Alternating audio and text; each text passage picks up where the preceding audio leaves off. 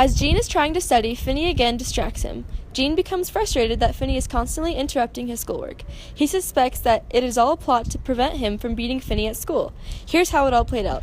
Sit back, relax, grab some popcorn, and enjoy the film.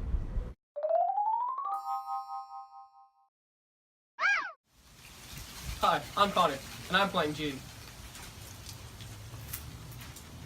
Hello, I'm Michael, and I will be playing Phineas, otherwise known as Finney.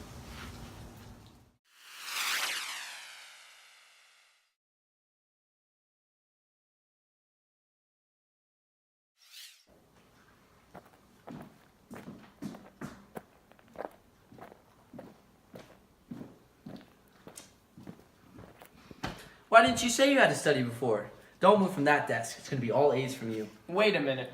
It's okay. I'll oversee old Leper. I know he's not going to do it. Wait just a minute. I'm coming. No, you aren't, pal. You're going to study. Never mind my studies. You think you've done enough already? Yes. Let's go. Okay. You and me.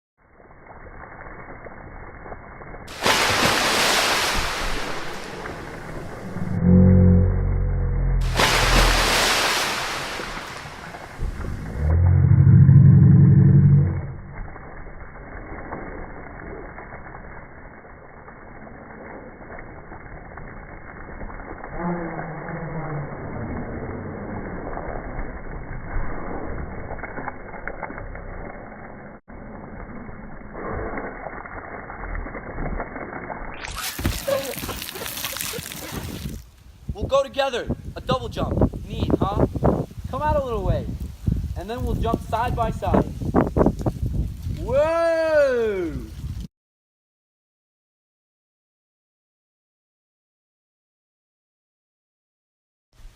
Finney falls off the tree and breaks his leg, and it is questionable whether or not Gene had something to do with it.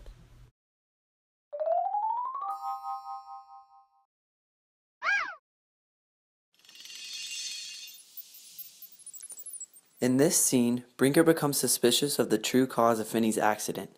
He then decides to investigate. He sets up a surprise interrogation for Gene and Finney in front of a council of a few other students. This is how the questioning went. Hello, I'm Sage, and I'll be playing Brinker. Hello, I'm Brie, and I'll be playing Leper. Leper always was the exact type when it came to details. He could have cleared this whole thing up. Too bad. Leper is here. I saw him go into Dr. Carhart's office this morning. Here, go get him. He must be in the room if he hasn't gone back home. And then go get Leper.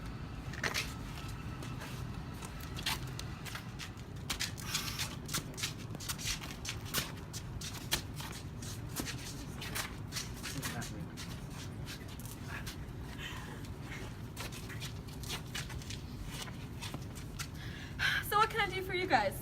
So you're standing next to the riverbank, watching Phineas climb the tree. Sure, right there by the trunk of the tree. I was looking up. It was almost sunset, and I remembered the way the sun was shining in my eyes. So you can see. And what did you see? Could you see anything with the sun in your eyes? Oh, sure. I just shaded my eyes a little, like this. And then I could see. I could see both of them clearly enough because the sun was blazing all around them. The two of them looked black as death, standing up there with this fire burning all around them. Wow. Up where? Where were the two of them standing out there? On the limb.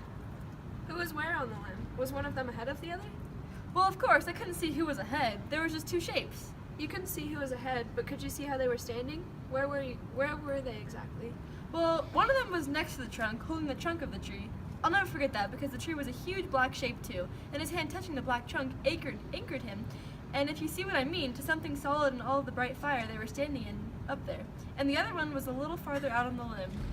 Then what happened? Then they both moved. How did they move? Like an engine. Like an engine? I can't think of the name of the engine, but it was 2 pistons. What is that engine? Well, anyway, in this engine, first one piston sinks, and then the next one sinks. The one holding the trunk sank for a second up and down like a piston, and then the other one sank and fell. The one who moved first shook the other one's balance. Was the one who fell, was Phineas, in other words, was Phineas the one who moved first or second? I don't intend to implicate myself. I'm no fool, you know. I'm not going to tell you everything and then have it used against me later. You always did take me for a fool, didn't you? I have known when I have information that is dangerous. Why should I tell you? Just because it happens to suit you? Leper, this is very important. I don't care.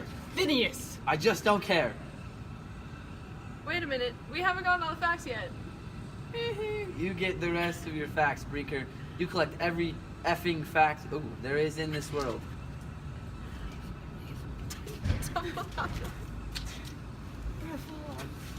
Okay.